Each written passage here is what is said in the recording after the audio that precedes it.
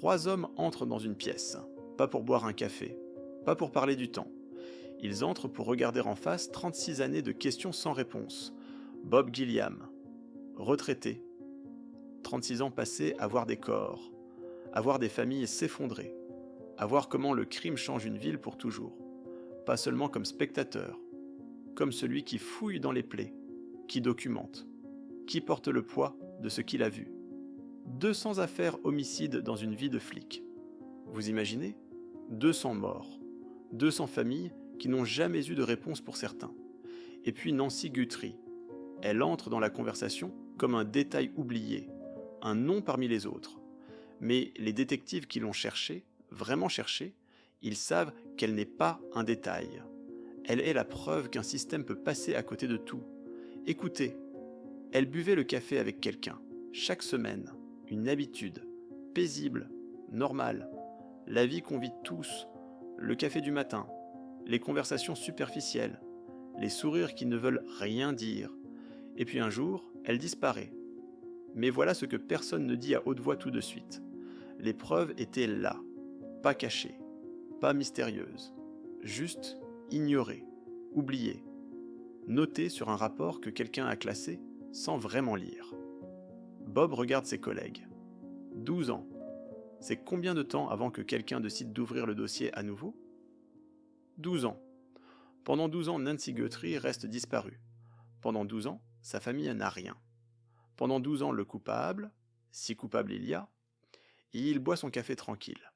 Les timelines ne collent pas. Ça, c'est le détail qui devrait vous glacer. Si quelqu'un dit qu'il était quelque part à 14 heures, mais que 3 témoins différents le placent ailleurs à 13h30, qu'est-ce que vous concluez ? Qu'on se trompe tous ? Ou qu'il ment ? 3 détectives professionnels assis ensemble. Chacun a vu des centaines d'affaires.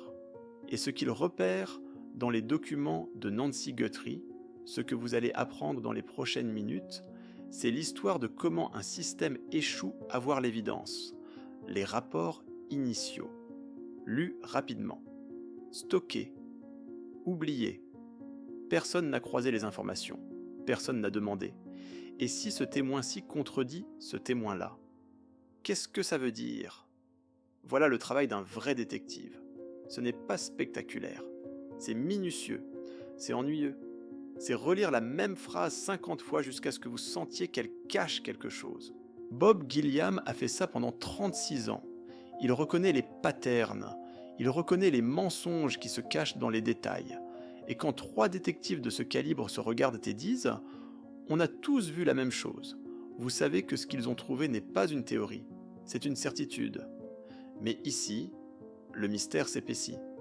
Parce que même avec les preuves, même avec l'analyse, même avec 3 experts qui affirment la même chose, les questions restent. Pourquoi personne n'a agi plus tôt ? Qui a décidé que Nancy Guthrie était un dossier fermé ? Quels ordres ont été donnés pour que cette affaire s'endorme ? Et plus troublant encore, sa propre fille a reconnu un détail à la télévision. Des années plus tard, un détail qui n'était dans aucun rapport. Comment l'a-t-elle su ? À qui l'a-t-elle dit ? Et pourquoi personne n'a écouté ? Ce que ces 3 détectives vont vous révéler, c'est que les vraies affaires criminelles ne ressemblent pas aux séries. Il n'y a pas de moment où le coupable s'effondre. Il n'y a pas de confession dramatique.